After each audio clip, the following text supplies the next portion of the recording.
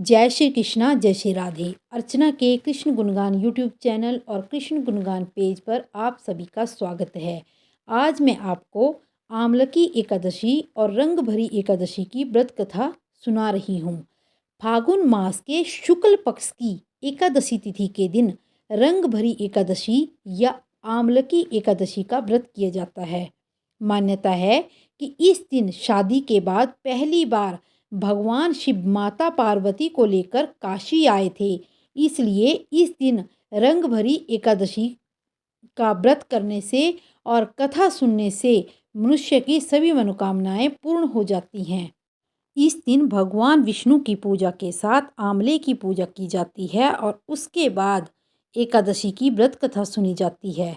पौराणिक मान्यता के अनुसार वैदिश नाम का एक नगर था। उस नगर में ब्राह्मण, क्षत्रिय, वैश्य और शूद्र रहते थे। वहाँ रहने वाले सभी नगरवासी विष्णु भक्त थे और वहाँ पर कोई भी नास्तिक नहीं था। उनके राजा का नाम चैत्ररथ था। राजा बड़े विद्वान और धार्मिक थे। उनके नगर में कोई भी व्यक्ति दरिद्र नहीं था। नगर में रहने वाला हर शख्स एकादशी का व्रत करता था। एक बार फागुन मास में आमलकी एकादशी आई। सभी नगरवासी और राजा ने यह व्रत किया और मंदिर में जाकर आंवले की पूजा की। वहीं पर रात्रि जागरण किया। तभी वहां पर एक बहेलिया आया जो घोर पापी था, लेकिन उसे भूख और प्यास लगी थी। इसलिए मंदिर के कोने में बैठकर जागरण को देखने लगा और विष्णु भगवान व एकादशी के व्रत की महिमा को सुनने लगा। इस तरह पूरी रात बीत गई। नगरवासियों के साथ बहेलिया भी पूरी रात जगा रहा। सुबह होने पर सभी नगरवासी अपने घर चले गए। बहेलिया भी घर जाकर भोजन करने लगा और लेकिन कुछ समय बाद उसकी मौत हो गई। हालांकि उसने आमलकी एकादशी की व्रत कथा सुनी थी और रात्रि जागरण भी किया था। इसलिए वो राजा विदुरथ के घर जन्म लिया और राजा ने उसका नाम वसुरथ रखा।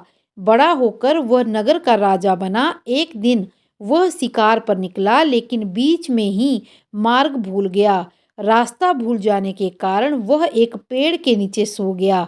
थोड़ी देर बाद वहीं पर एक मलेच्छ आ गए और राजा को अकेला देखकर उसे मारने की योजना बनाने लगे।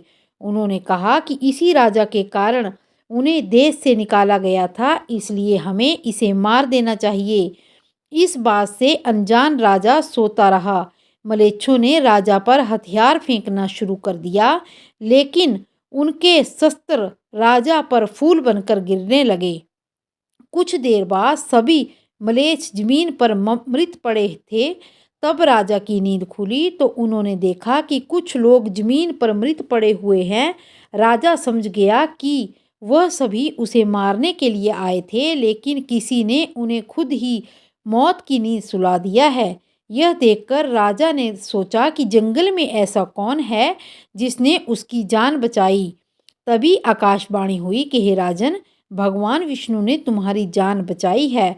तुमने पिछले जन्म में आमलकी एकादशी का व्रत किया था और कथा सुनी थी। यह उसी का फल है। आज तुम शत्रुओं से घिरे होने के कारण भी जीवित हो। राजा अपने नगर लौटा और सुखी पूर्वक राज करने लगा और धर्म के साथ अपना जीवन निर्वाह करने लगा। इसी प्रकार और भी कथाएं सुनने के लिए मेरे चैनल को लाइक, शेयर और सब्सक्राइब करें और कमेंट बॉक्स में जय श्री कृष्णा अवश्य लिखें। जय श्री कृष्णा, जय श्री राधे।